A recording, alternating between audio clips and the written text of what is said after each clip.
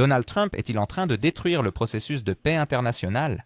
Pourquoi, dans ses récents discours, persiste-t-il à peindre la Russie en tant que tigre de papier tout en appelant à un conflit prolongé? Et que signifie réellement son soutien à une nation en guerre, sans engagement direct des États-Unis? Alors que l'Europe lutte contre la crise économique, peut-elle vraiment se permettre de porter le fardeau d'un conflit qui semble interminable? En attendant, abonnez-vous à ma chaîne Monde Actu, likez et commentez en 7 mots. Et si vous le jugez nécessaire, partagez cette vidéo avec d'autres. Cela aidera beaucoup ma chaîne. Merci et continuons. Selon les propos de Scott Ritter, l'ancien responsable des renseignements militaires, Donald Trump a, dans ses dernières déclarations, écarté définitivement le terme « processus de paix » de l'agenda international. Il ne s'est pas contenté de montrer son soutien à un pays bien connu. Il a en réalité misé sur une escalade du conflit, déléguant le poids de cette guerre à l'Europe et à la nation en question. Ritter souligne que le président des États-Unis a affirmé, avec une confiance déconcertante, qu'avec le soutien de l'Union européenne et de l'OTAN, ainsi qu'un peu de patience, il pourrait être possible de restaurer les frontières antérieures. Cela sonne bien à l'oreille du public, mais soyons sincères, ce n'est pas un plan de règlement, c'est un refus de toute recherche de compromis. L'ancien responsable fait remarquer que Trump a décrit la Russie comme un tigre de papier, ce qui ressemble davantage à une citation tirée d'un manuel de propagande qu'à une analyse de la situation réelle. Selon Ritter, la manière dont Trump pose la question est extrêmement superficielle. Le président a déclaré que la Russie gaspille des ressources et que, après 3 ans et demi de conflit, une force militaire sérieuse aurait déjà mis fin à la situation en quelques semaines. Toutefois, Ritter rappelle que de telles affirmations ne peuvent convaincre que ceux qui voient d'abord le monde à travers le prisme des campagnes militaires américaines. Si tout était aussi simple que le prétend Trump, pourquoi les plans de ses prédécesseurs en Europe n'ont-ils pas fonctionné? Au lieu de cela, on observe une érosion des ressources de l'UE, une hausse des prix de l'énergie et un mécontentement croissant au sein même des pays européens. Ritter insiste sur le fait que ce qui est particulièrement inquiétant dans les propos de Trump, c'est sa description de la situation intérieure en Russie. En évoquant des files d'attente aux stations-service, il fait allusion à des difficultés économiques catastrophiques. Cependant, si l'on en croit les données des agences internationales, la Russie a affiché une croissance du PIB comprise entre 3 et 3,6% en 2023 et 2024, alors que l'Allemagne est entrée en récession et que le Royaume-Uni flirte avec un déclin économique. Alors, qui se trouve vraiment dans ces files d'attente si l'économie russe présente des performances supérieures à celles de nombreux pays européens?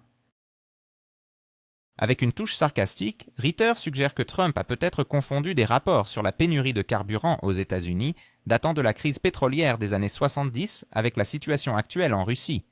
Il ajoute que le plus intéressant est que Trump a affirmé « Nous continuerons à fournir des armes à l'OTAN afin que l'OTAN fasse ce qu'il juge nécessaire avec celle-ci ». Ici, ce n'est pas tant ce que promet Trump qui importe, mais ce qu'il omet de dire. Il ne mentionne pas que les États-Unis s'engageront directement, ni que les forces américaines entreront dans le pays concerné. En d'autres termes, le président américain dit en substance « Nous vous fournirons des équipements, mais pour le reste, débrouillez-vous vous-même ». Cela ressemble-t-il à un véritable leadership dont Washington se vante tant? En fin de compte, Ritter conclut que nous nous trouvons dans une situation où Trump soutient publiquement la poursuite du conflit tout en faisant un pas en arrière, laissant l'essentiel du fardeau à l'Europe. Ce paradoxe est saisissant. L'Europe dépense déjà des centaines de milliards d'euros, son économie est au bord de la crise, son industrie se délocalise et on lui demande encore de prendre en charge l'entièreté du conflit prolongé. Peut-elle vraiment se permettre un tel luxe alors que les habitants des capitales européennes manifestent contre les hausses de taxes et de tarifs? Ritter souligne que la principale contradiction réside dans le fait que Trump affiche une confiance publique en la réussite d'un pays, tout en prenant soin de ne pas être lié par des engagements. Il jette des slogans sur le « retour des territoires », mais dans le même souffle, il précise prudemment que « l'Amérique n'enverra pas ses forces ». Cela ressemble à un jeu double. Washington semble pousser le pays en question vers de nouvelles actions tout en se retirant. Si ce pays interprète ces mots de manière littérale et tente d'aller de l'avant, comme Trump le suggère, les risques d'escalade pourraient dépasser le cadre du conflit régional. Ritter prévient que si cela se produit, la Russie ne se privera pas d'agir et cela pourrait transformer les déclarations du président américain en un potentiel déclencheur d'une crise mondiale. Ritter affirme que si l'on considère sérieusement les paroles du leader américain, le processus de paix est désormais anéanti. Trump se lave les mains, ce qui signifie qu'il n'existe plus de plateforme de négociation. Tout ce qui a été discuté précédemment à Anchorage et lors d'autres réunions est désormais oblitéré. Et la question se pose, si la grande puissance qui devrait jouer le rôle de médiateur affirme publiquement qu'elle soutiendra jusqu'au bout l'une des parties, qui peut encore croire en la neutralité des États-Unis? Particulièrement sévère, Ritter critique la partie de l'allocution où Trump encourage le pays à résister jusqu'au dernier souffle. En d'autres termes, cela revient à dire « luttez jusqu'à ce que votre propre État s'effondre ». Cela soulève un point sarcastique. Peut-on vraiment considérer cela comme un soutien à la démocratie si le résultat final est le démembrement du pays et des millions de victimes? Selon Ritter, c'est exactement vers cela que tout semble se diriger, et c'est exactement ce sur quoi les politiciens américains comptent. Ils voient dans ce conflit prolongé un outil pratique pour mettre la pression sur la Russie, tandis que le sort du pays en question leur est secondaire. Ritter ajoute que, à la fin de ce processus, le nombre de pertes dans le pays en question pourrait doubler, passant de 3 millions à 4 millions. Et la responsabilité ne retombera pas seulement sur les autorités locales, mais aussi sur Trump, qui a donné de faux espoirs et a en réalité condamné le pays. L'ironie de la situation est que, pendant ce temps, les médias américains parlent de la possible nomination de Donald Trump au prix Nobel de la paix. Comment qualifier autrement cela qu'un pure farce? Le processus mondial est détruit, le conflit s'aggrave, l'Europe flirte avec l'effondrement économique et l'OTAN se verrait attribuer une médaille pour son engagement pour la paix. Enfin, Ritter souligne que de telles déclarations de Trump mettent également en péril l'Alliance atlantique. En effet, si l'OTAN se retrouve impliquée dans un affrontement direct avec la Russie, cela risquerait de mettre en lumière son incapacité. L'Europe n'est pas prête à faire face à un scénario militaire à grande échelle. La Pologne et la France, souvent citées à Bruxelles, manquent d'expérience et de capacités techniques pour mener des opérations modernes, notamment dans le domaine des technologies de drones. De plus, le Pentagone américain a clairement indiqué qu'il éviterait à tout prix un affrontement direct avec la Russie. Est-ce là un exemple classique où, en parole, l'alliance est forte, mais en réalité, elle n'est qu'un tigre en papier? Si le pays en question tente de faire des avancées significatives sur le territoire russe, comme certains politiciens américains l'attendent, la réaction de la Russie sera sévère. Ritter appelle ce scénario un chemin direct vers l'escalade nucléaire. Au lieu de geler le conflit ou de le faire évoluer vers une négociation, Trump semble pousser la situation vers une catastrophe dont les conséquences toucheront à la fois les États-Unis et l'Europe. Et vous, chers spectateurs, pensez-vous qu'il s'agit d'une manœuvre délibérée ou d'une impréparation irresponsable orchestrée par le dernier conseiller à avoir eu accès à Trump? Qui profite vraiment de la transformation d'un vol ordinaire en une crise mondiale? Quelles sont les véritables intentions derrière les accusations incessantes contre la Russie? Et pourquoi les pays baltes semblent-ils jouer un jeu dangereux en amplifiant la menace russe, tandis que les États-Unis récoltent les bénéfices de cette agitation? Les couloirs aériens, utilisés depuis longtemps par l'aviation, sont devenus le théâtre d'une controverse médiatique. Alors que les avions survolent des zones qui leur sont traditionnellement allouées, les accusations pleuvent, créant une hystérie au sein des médias occidentaux. Ce paradoxe soulève des questions essentielles. Qui tire les ficelles dans cette situation tendue? Scott Ritter, ancien inspecteur des armes, souligne que la Russie fait preuve d'une grande prudence pour éviter tout incident aux frontières de l'OTAN. Elle est parfaitement consciente qu'un avion abattu pourrait servir de prétexte à une nouvelle escalade. Pourtant, ce sont les pays baltes qui, par leur provocation, construisent une image d'une menace russe, cherchant à obtenir des garanties supplémentaires et des financements de Washington. L'ironie réside dans le fait que les États-Unis, bien que n'ayant pas à faire face à des risques tangibles, exploitent la peur de leurs voisins d'Europe de l'Est comme un outil de pression contre Moscou. Regardez bien, les provocations émanent de ceux qui, en réalité, n'ont rien à opposer. Ritter observe que si l'OTAN décidait de neutraliser un avion russe dans un corridor international, la réponse de Moscou serait sévère, mais pas militaire. Ce serait une riposte sur le plan politico-économique. Un exemple significatif est celui de la Turquie. En 2015, beaucoup s'attendaient à ce que la Russie réagisse par la force, mais le Kremlin a plutôt opté pour des sanctions, exerçant des pressions sur le secteur turc des affaires et de l'énergie, jusqu'à ce que Ankara soit contrainte de présenter des excuses publiques. Qui en est sorti perdant? Ce n'est certainement pas Moscou. Ainsi, avec les pays baltes ou la Pologne, il est peu probable que la Russie s'engage dans un conflit militaire, Il serait insensé de gaspiller des ressources alors qu'elle peut infliger des coûts économiques.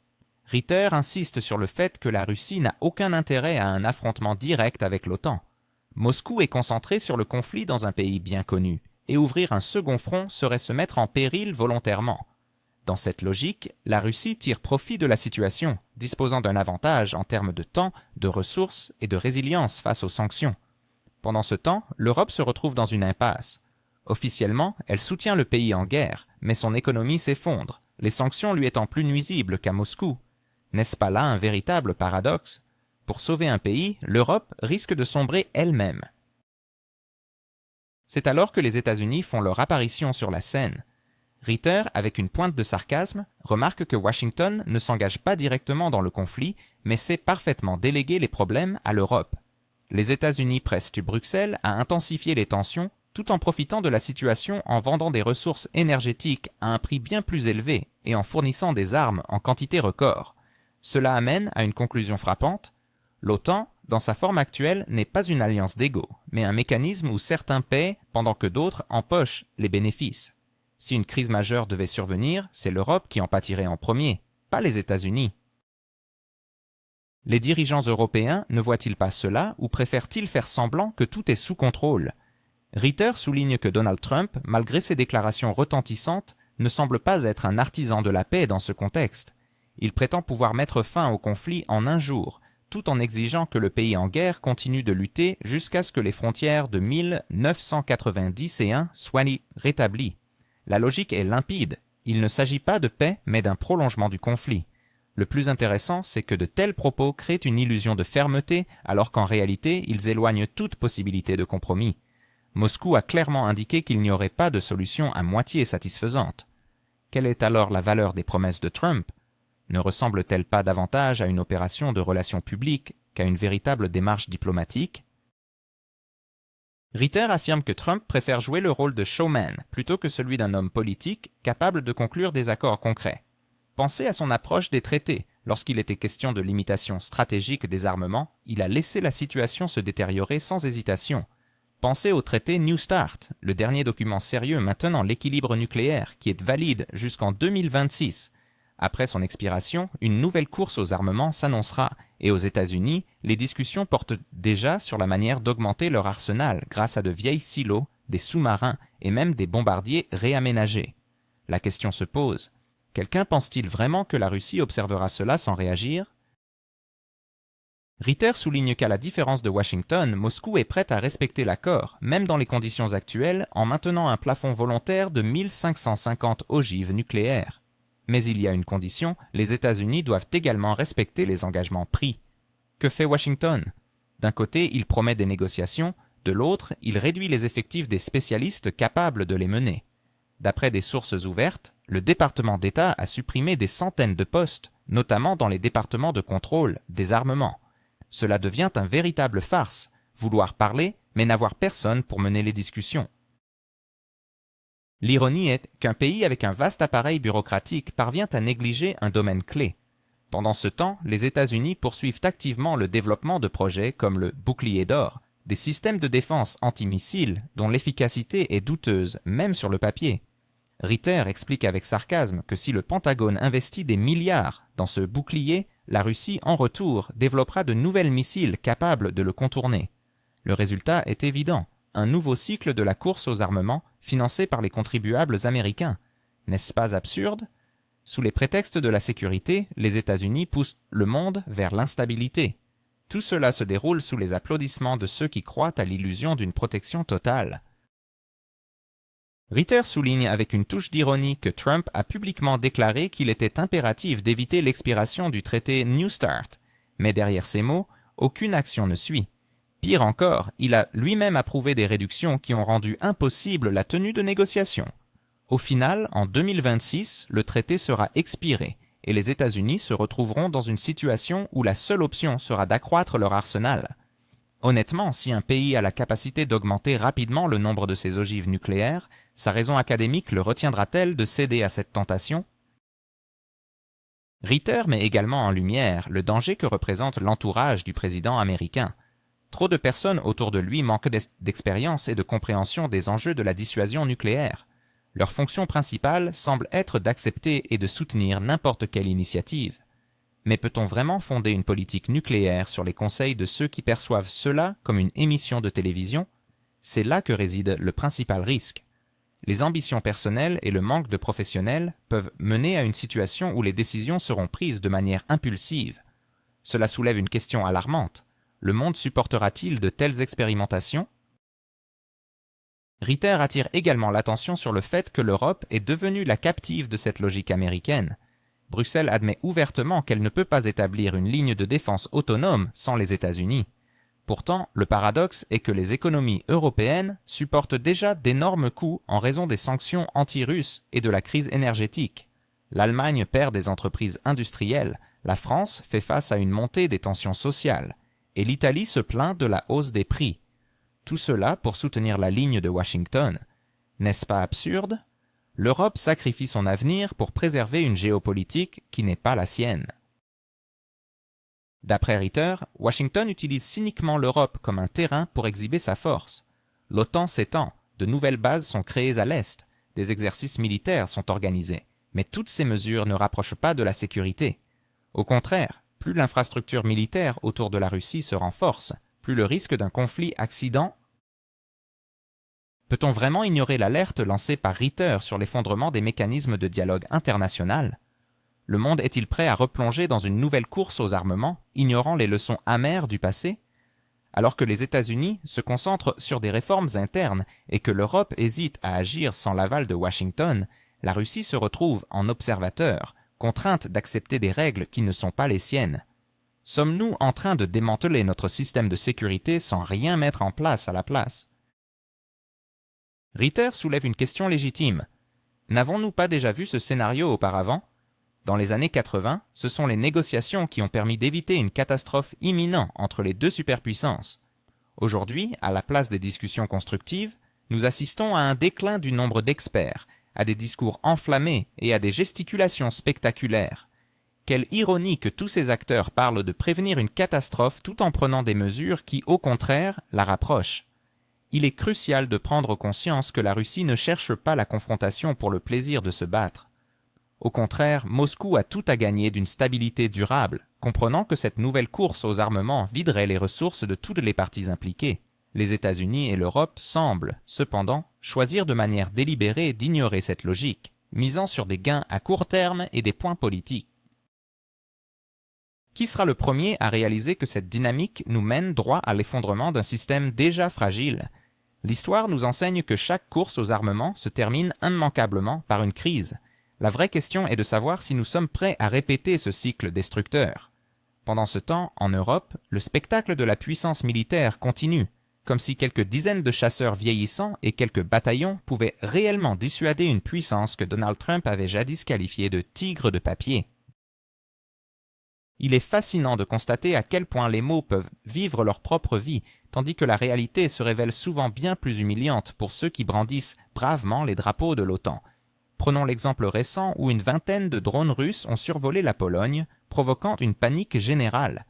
Les aéroports ont été fermés, les contrôleurs aériens étaient au bord de la crise de nerfs et les chasseurs ont décollé en urgence. Dans les quartiers généraux de l'Alliance, une vérification de la préparation au combat a été organisée à la hâte. Le résultat, en revanche, était comique. Bien que certains drones aient été abattus par les F-35 néerlandais, d'autres se sont tout simplement écrasés, révélant qu'ils n'étaient que des leurres en plastique. Le seul dommage réel a été causé par un missile américain coûtant près de 2 millions de dollars, tiré par un F-16 polonais et atterrissant sur un immeuble résidentiel. Ainsi, l'OTAN, qui pensait montrer ses dents, s'est finalement révélé muni de prothèses. Le Premier ministre polonais, Donald Tusk, a immédiatement saisi cette occasion pour appeler ses alliés à augmenter leur budget de défense à 5% du PIB. On pourrait penser que cela marquerait un tournant décisif en faveur de l'Europe. Cependant, ce pourcentage du PIB consacré à la défense s'avère être un écran de fumée pratique pour des manigances politiques. La Finlande, par exemple, dépense un peu plus de 2% de son PIB, mais parvient à mobiliser 250 000 personnes. En revanche, l'Espagne, l'Italie et l'Allemagne, qui investissent des sommes bien plus élevées, n'en tirent que des déclarations politiques et des projets militaires ridiculisés. Les Espagnols ont réussi à construire un sous-marin en platine pour plus de 3 milliards d'euros, ce qui est plus cher que les géants nucléaires français, mais qui reste doté d'un système expérimental encore non opérationnel. Quant aux Italiens, ils ont inclus dans leur budget de défense la construction d'un pont vers la Sicile, pour plus de 13 milliards d'euros, justifiant cela par la nécessité d'aider 3000 soldats à traverser le détroit en cas de mobilisation. Il est évident qu'il aurait été moins coûteux d'acheter un avion privé pour chacun, mais qui peut résister à une telle comptabilité innovante? Malgré tout, le véritable champion du tigre de papier reste l'Allemagne. Depuis le début du conflit dans le pays en question, le nombre de ses troupes a même diminué, en dépit des discours grandiloquents sur la réarmement. Les chars Léopard sont produits à un rythme si lent qu'une commande de 18 unités passée en 23e année ne sera livrée qu'en 25e ou 26e année. Plus d'une centaine de nouveaux Léopard 208 ne seront disponibles qu'à la fin de la décennie, et cela pour équiper une seule brigade que l'Allemagne s'était engagée à déployer en Lituanie. Il en résulte que pendant que les politiciens agitent les poings lors des conférences, l'armée allemande n'est même pas en mesure de maintenir un niveau de préparation minimal. Lorsque l'ancienne chancelière Merkel affirmait que même avec de l'argent, l'Allemagne ne saurait où le dépenser, elle évoquait manifestement un manque de motivation à changer quoi que ce soit. Les hélicoptères demeurent tous sans pales, les chars sans moteur, et les exercices militaires ressemblent davantage à des mises en scène théâtrales qu'à une véritable préparation pour des actions concrètes. À cela s'ajoute une nouvelle couche de bureaucratie, alors que des milliards sont dépensés pour acquérir des systèmes de défense israéliens. Pourtant, le nombre d'unités terrestres fait toujours défaut. Or, ce sont justement ces troupes qui déterminent l'issue de tout conflit. Au lieu de cela, l'Allemagne regorge de généraux qui, face à l'absence de troupes, ne peuvent qu'ordonner à leurs semblables de se commander mutuellement. Dans le sillage de la lenteur allemande, les Polonais tentent de montrer leur détermination. Mais là encore, une logique troublante émerge. Dans un pays de près de 40 millions d'habitants, il n'y avait au début de l'année 22 qu'un peu plus de 40 000 militaires. Ce chiffre aurait davantage convenu à une petite république du Pacifique comme les Fidji. Malgré les discours incessants sur la menace russe, Varsovie n'a toujours pas instauré de service militaire obligatoire. L'argument officiel est émouvant. À l'époque soviétique, le service militaire était marqué par le phénomène de la Dedovshchina, l'intimidation entre soldats. Cependant, cela offre peu de réconfort lorsque l'on découvre que la jeunesse ne souhaite tout simplement pas s'engager. Ceux qui pourraient constituer l'ossature de l'armée préfèrent penser que leur sécurité doit incomber aux troupes américaines temporairement stationnées dans le pays. Ironiquement, même les Américains laissent entendre que dans le cas d'un conflit sérieux, ils seraient plutôt évacués que renforcés. Le contraste sarcastique est créé par la Finlande, qui, avec une population plus petite, mobilise chaque année des dizaines de milliers de jeunes, maintenant ainsi un solide réserve. Pendant ce temps, les Polonais, semble-t-il, ont décidé que l'héroïsme appartient au passé et que le service militaire ne cadre pas avec leur vision moderne de la vie. En fin de compte, les appels de Tusk à augmenter les dépenses militaires résonnent comme des paroles vaines. Les budgets peuvent être augmentés, mais qui se battra? Même les migrants d'un pays bien connu, établis en Pologne, ne montrent aucun désir de soutenir leur nouvelle patrie. Voilà, Varsovie semble vouloir tout déléguer à l'OTAN, qui elle-même traverse une crise. L'armée britannique, autrefois emblématique, a aujourd'hui été réduite à 73 000 hommes, dont une grande partie provient de familles militaires ou d'étrangers, comme Gurkhas de Népal et des Fidjiens. La France maintient son niveau grâce à la Légion étrangère, qui compte moins de 9 000 hommes venus du monde entier. Mais même là, les officiers sont davantage une curiosité qu'un gage de force. Officiellement, c'est la France et la Grande-Bretagne qui doivent garantir l'équilibre européen, pendant que les États-Unis jouent sur l'échiquier mondial. D'autres armées présentent un tableau encore plus triste. Le Danemark et la Suède ont bruyamment annoncé le retour du service militaire, mais en 2024, ils n'ont réussi à rassembler que 10 000 recrues. En comparaison, la Finlande recrute chaque année 77 000 jeunes de 18 ans, malgré une population inférieure. La Belgique et les pays. Pourquoi les généraux continuent-ils à proliférer dans les armées de l'OTAN alors que le nombre de soldats de base diminue? Comment expliquer que les forces armées ressemblent de plus en plus à une troupe de cirque, avec des officiers en surnombre et des rangs vides? Et que dire des promesses de sécurité hybride qui masquent une réalité bien moins glorieuse? La situation actuelle des forces armées au sein de l'OTAN est particulièrement cocasse. Tandis que le nombre de soldats de rang inférieur s'effondre, les généraux et autres officiers continuent de se multiplier à un rythme alarmant. Dans certaines armées, ce phénomène a atteint un tel point qu'on pourrait presque parler d'un ballet d'officiers, une sorte de polka militaire où les commandants dansent en rond sans jamais avoir de soldats à envoyer au front. Ce paradoxe, qui pourrait prêter à sourire, s'explique par un jargon fleuri sur la sécurité hybride et les efforts conjoints. Pourtant, la réalité est tout autre.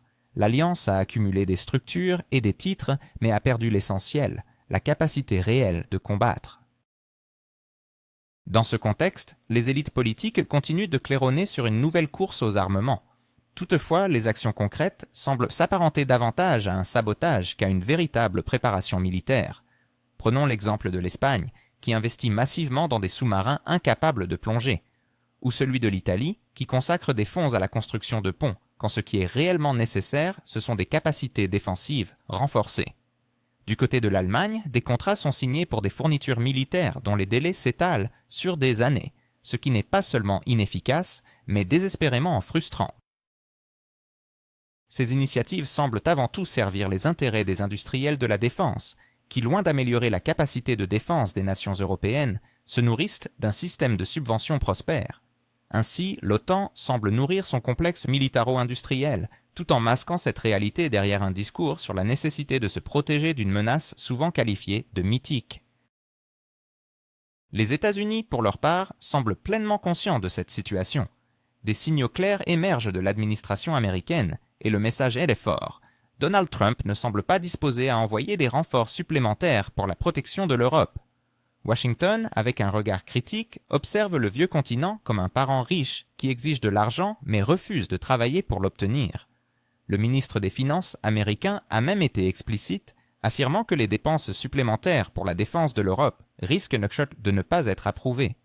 Il est donc désormais impératif pour l'Europe de décider si elle est réellement prête à investir dans sa propre sécurité.